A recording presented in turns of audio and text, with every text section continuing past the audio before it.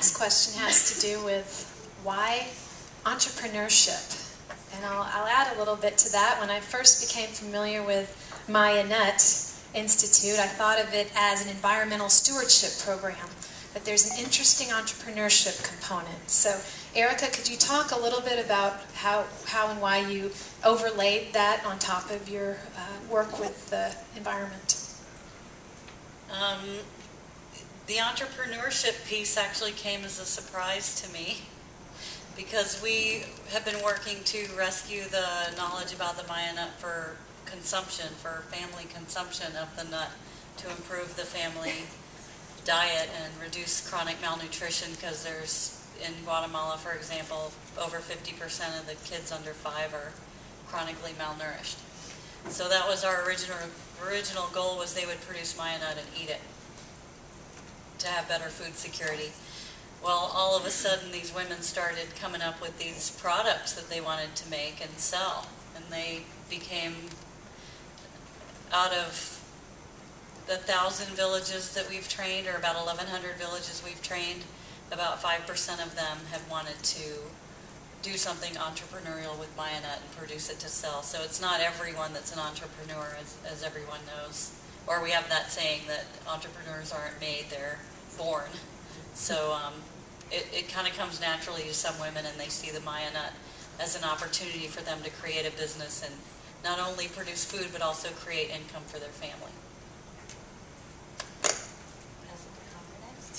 Sure. I guess I would start more with this sort of market, or the skill set that we're working with. So to kind of back up on that, the artisan sector globally is the second largest employer of rural communities in developing countries. And part of the reason for that is that it functions as a default occupation a lot of times for women with limited employment options.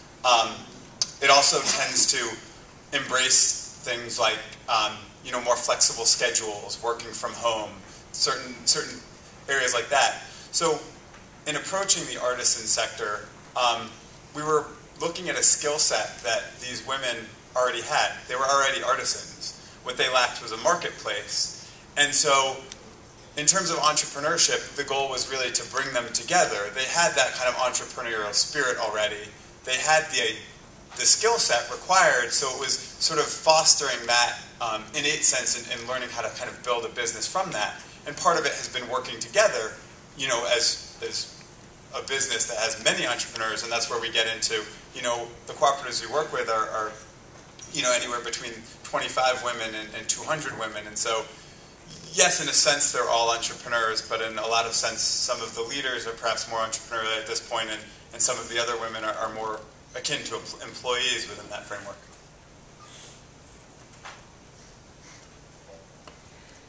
Again, we really approached the enterprise model from a few different aspects. I already described kind of the micro-level reasons for why we engaged in the work, but at the macro level, there were some trends that converged to make entrepreneurship a good route to pursue.